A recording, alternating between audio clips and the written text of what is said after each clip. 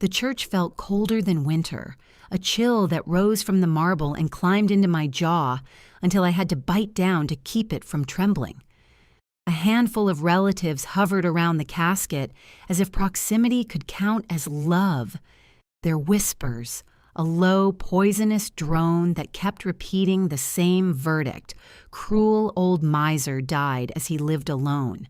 When the minister asked if anyone wished to speak, the silence was so complete it sounded like a slammed door. I stood because I could not bear to let the door close on a single story told only in venom. I was going to tell them about Richard Sterling, the grandfather who forged me on an anvil I didn't choose, and who, it turned out, had been hiding more than his feelings. Before that icy morning, there was a girl with paint under her fingernails and a dog named Buster, who slept across her feet. My parents, David and Sarah Bennett, filled our small house with color and laughter. My father taught me to balance on his shoulders so I could pretend I was flying, and my mother's voice made the kitchen hum like a people-sized lullaby. One phone call untied the knot that held our family together. 2 officers at the door, faces carved with pity, spoke careful words about a crash in the mountains and no survivors. I didn't scream. Instead, something inside me froze so hard it made a sound I could hear only in dreams. The social worker's sensible voice mixed with the rustle of a stranger's purse and my Aunt Clara pursed mouth. Calculating gaze said she would take me. She didn't ask me where I wanted to go. She didn't ask me anything at all. The road unraveled into a lonelier world until even the wind sounded tired. We stopped at a farmhouse that looked held together by memory and rust, a tin roof like a dull blade, and paint curling from the boards. On the porch stood a man, both wiry and tall, with eyes the color of winter sky and the focus of someone who measured days in labor. He looked through me, as if weighing the cost of mistakes I hadn't made yet. I waited for arms that never opened. "You're late, Elizabeth." "Don't waste my time," he said, and the words clipped off any hope of softness. That was my welcome to the school I didn't know I'd been enrolled in. At 5 a.m. every morning, his alarm cleaved the dark. He believed in work the way other people believed in prayer. His faith had a schedule, and his devotion did not waver.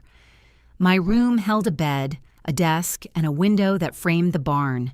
On the wall, a chalkboard delivered the only encouragement I would get: work hard. Breakfast at 6 a.m. was taken at opposite ends of a table so long it felt like a sentence. He corrected everything: muddy boots, slow chewing, a spoon left crooked in the sink, as if carelessness were a moral failure.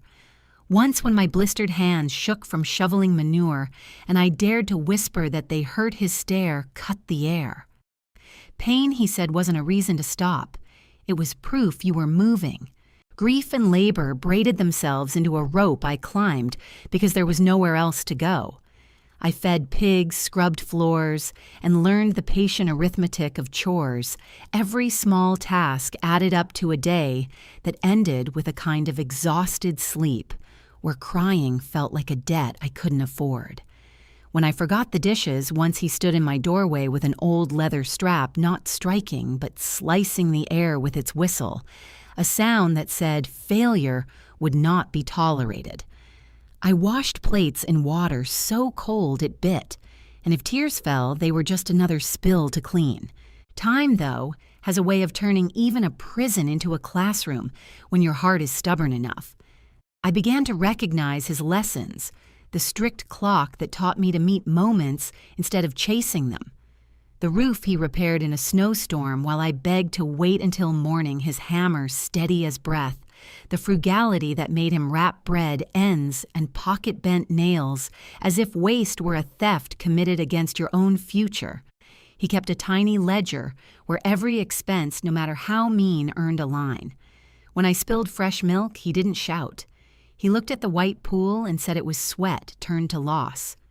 I hated that he was right and loved that the truth felt solid under my feet. He told the truth even when it landed like a stone. Lying, he said, was a mirror you cracked first in your mind. Responsibility, he claimed, was not a feeling, but a place you stood every day, rain or shine. When I asked why he didn't sell the farm and move to town, he said a person didn't escape the work that made them. He carried that belief the way he carried a hay bale close to the chest and without complaint. By the time I was old enough to understand what his routines were building in me, I wanted something he couldn't recognize: the permission to be my mother's daughter and paint the world that had taken her from me. I kept a portfolio under the bed, like a smuggled secret, and woke before the alarm to sketch the frost lifting off the fields.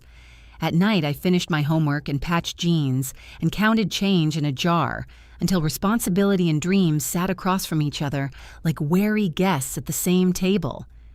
On the day I turned 18, the ledger of my childhood felt balanced enough to demand a future of my own, though I knew he kept a different accounting of what life owed and what life repaid. I didn't plan a battle that evening, only a conversation. I wanted to be seen not as a problem to solve, but as a person asking for a path. But want is not a shield, it is a door. And when I walked through it with my acceptance letter in my pocket and my heart beating like a second clock, I found the storm I had been postponing had already gathered in the kitchen. He was sitting at the kitchen table, back straight, the same cup of coffee steaming beside a pile of unopened envelopes. I placed my report card and the art school acceptance letter in front of him like offerings. "I got in, Grandpa." I said, my voice steady, but small. "It's the best one in the state. I want to be a painter like Mom." His eyes flicked to the papers, then to me without curiosity. "You'll go to business school," he said, as if reciting weather. "You'll study finance. Painting won't feed you." His words were stone. My heart cracked against them. "No, Grandpa. I don't want that. I want to create." He looked up, his jaw tightening. Create, his tone curled the word into mockery. "You think colors and dreams will build a roof or buy your bread? Foolish. You're still a child." Something inside me, years of silence, fear, and swallowed grief, ignited. "You never understand me." I shouted, my voice shaking the air that had always been too still in this house. "You think yelling and chores make me strong. You think I wanted to lose my parents and live like a ghost. You never even asked if I was okay." He rose, towering, his hands trembling not with fear but fury. "Ungrateful girl," he thundered. "Everything I've done was to save you from weakness. I gave you food, a home, a future. You took my future." I cried back tears, finally spilling, hot and wild. "You never saved me. You caged me."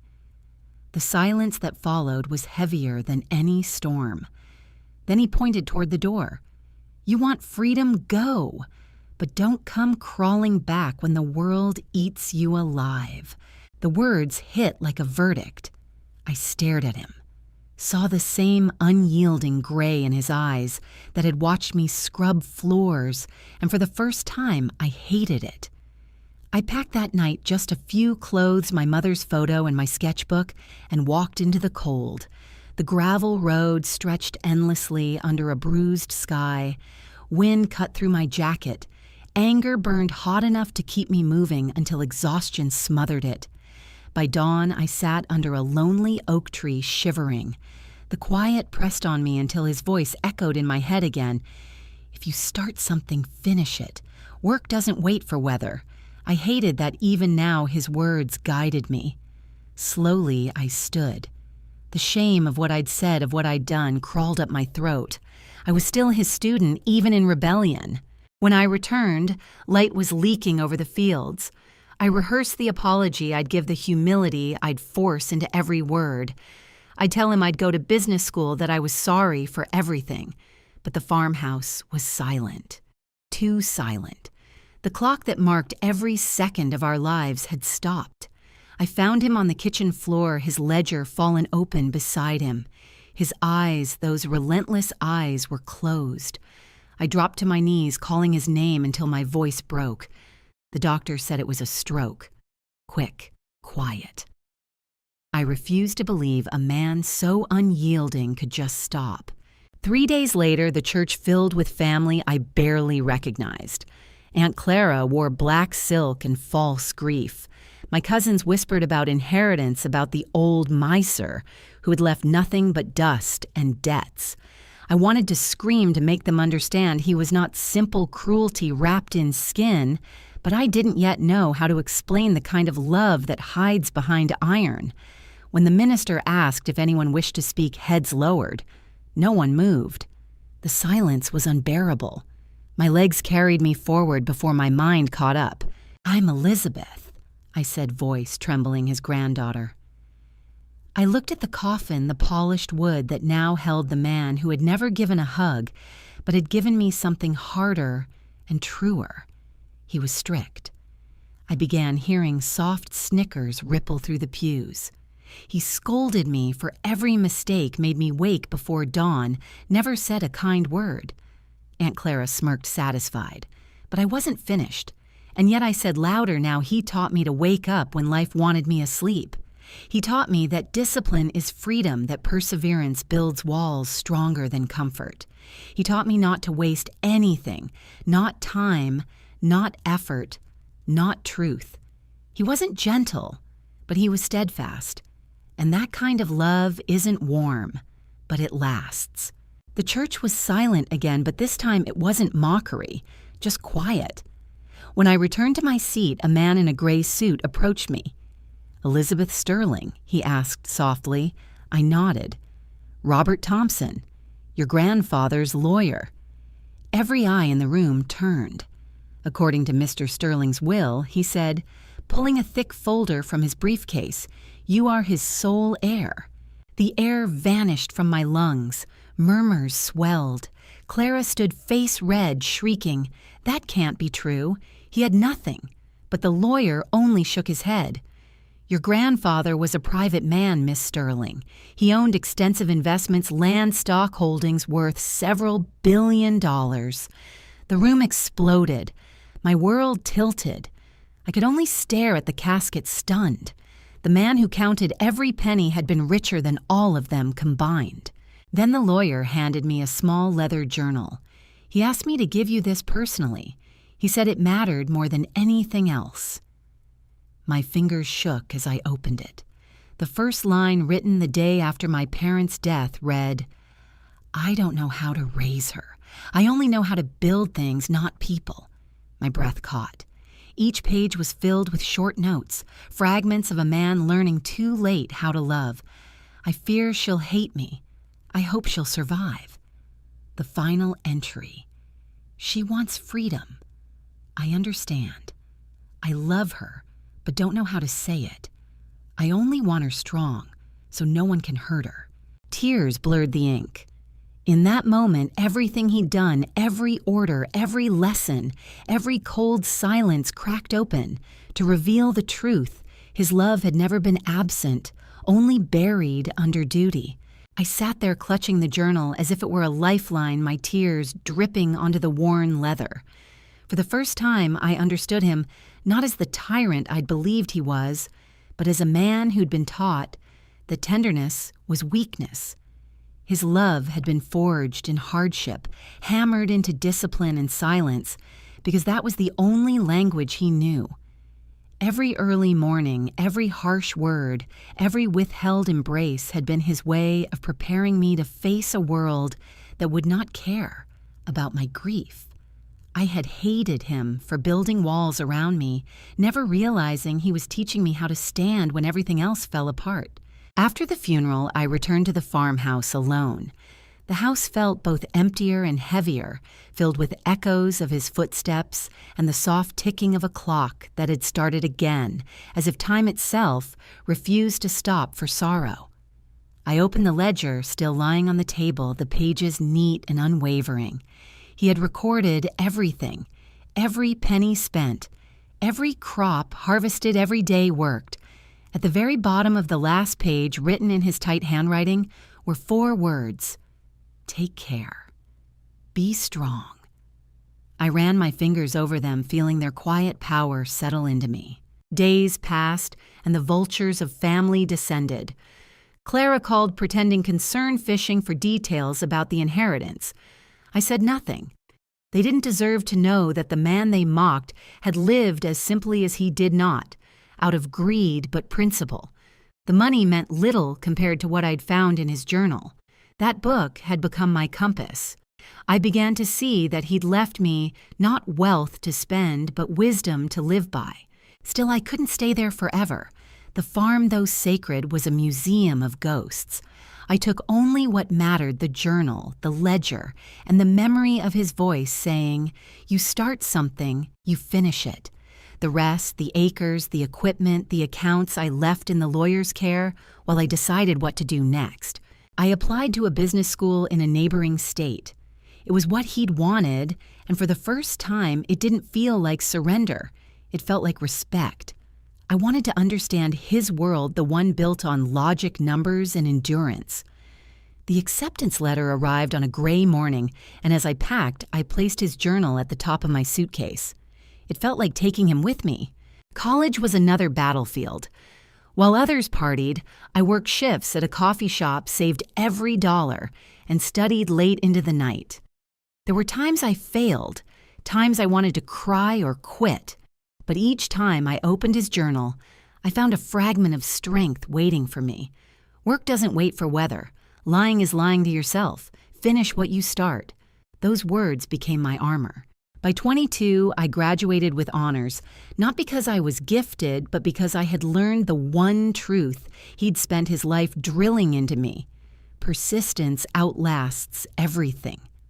With a portion of the inheritance, I started a small logistics company, helping local farms transport their goods to markets. It was an idea born from the land he loved, from the same barns and fields where he'd taught me to work.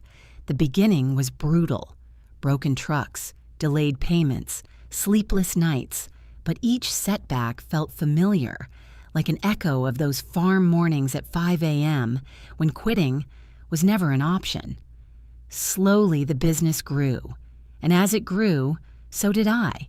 Years later, I stood on the hill where he was buried, the wind soft and steady against my face.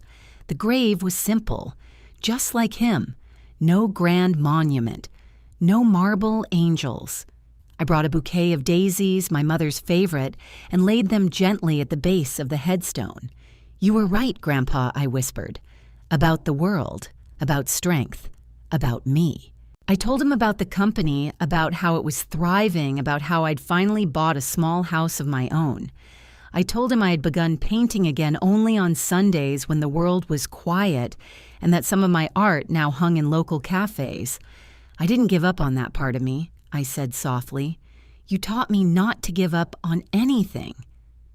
The wind rustled through the grass, and for a heartbeat it felt like he was there, standing tall and proud as ever, arms crossed, that faint glimmer in his gray eyes. I realized then that he hadn't died with his silence. He had passed it to me as a challenge to speak, to live, to understand.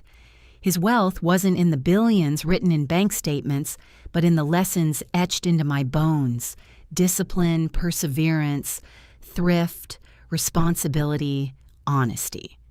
Those were his true inheritance, and they were worth more than all the money in the world. As I turned to leave, the sun broke through the clouds, lighting the fields in gold, and for the first time in years, I felt peace instead of longing. I whispered, "Thank you, Grandpa. I understand now." If this story touched your heart, don't forget to like, share, and subscribe for more stories that remind us of the strength love can take even when it doesn't look like love at all. Leave a comment below. Have you ever learned too late what someone's silence was really saying?